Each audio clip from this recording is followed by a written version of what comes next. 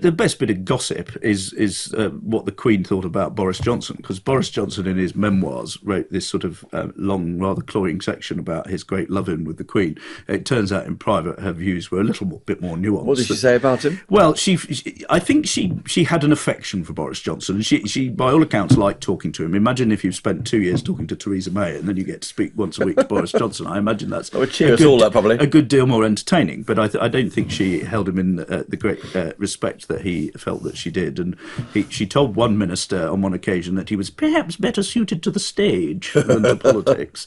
And then, which I think is true, by the way. Because I think, just briefly on me, my view on Boris Johnson doesn't exist.